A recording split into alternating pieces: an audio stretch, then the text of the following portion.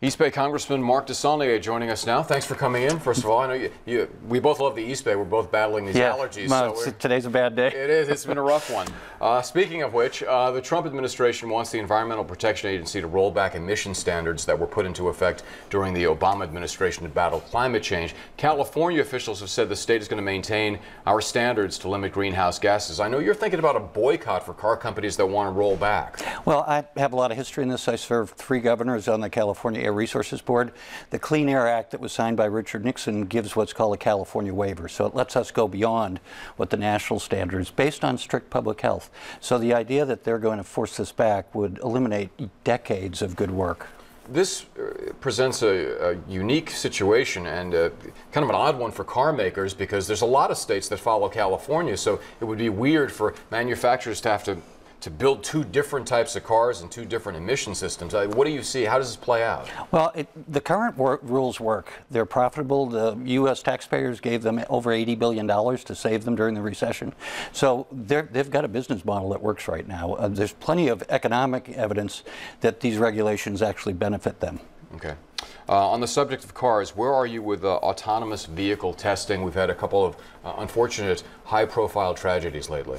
Yeah, this is amazing technology, but we've got to make sure that it's safe, and particularly the interaction with pedestrians and cars that are traditionally driven. So it takes time to make sure they're as safe as they can be, and that's the process we're going through. How do you do the testing and ensure the safety at the same time? Because you want to test in real-life conditions. Well, first we have a great site at the old Concord Naval Weapons Station in my district that we just got more federal money for. So they're testing on that closed old military base that doesn't have any interaction with the general public. So you do that first before you get out in the street, and then you're very careful about where you are when you're out in the street. And that's where we have to really look at it. How many years away do you think we really are from these cars being in everyday use? You know, I've been down at Google Waymo. I've been out with Uber with their self-driving truck. They think it's 5-10 years out. Others say it's 20, but we've got to be prepared for it. Okay.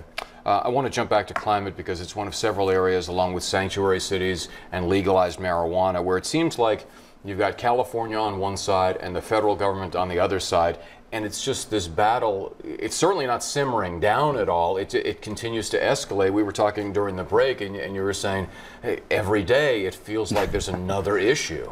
Well, this administration is unlike any other administration in the history of this country.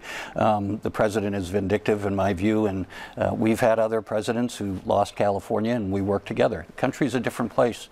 California should be allowed to be California. Yeah, but you also have some California municipalities. Orange County is one that comes to mind with regard to the sanctuary laws, where you have infighting within the state. So how does this all get refereed? Well, the problem is that the U.S. House of Representatives isn't doing its job. Immigration is a national problem. It can't be delegated to cities and states. So we've had bipartisan bills in both houses. They've passed out of the Senate, but the speaker, the previous speaker, refused to bring it up for a hearing or vote.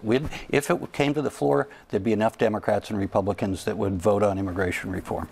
All right. Congressman, thanks so much for coming in once again. I appreciate your time. Always a pleasure. Thanks for inviting me. Oh, one more thing. You have a town hall meeting coming up in San Pablo. Yes, next week, and it's on Social Security, and mostly we're addressing issues around seniors who have interest in that subject. Okay, and that is April the 4th in San Pablo. Thank you. 10:30 a.m. if my memory's correct. Good. All right. We'll see Mark there. Thank you, Congressman. Thank you.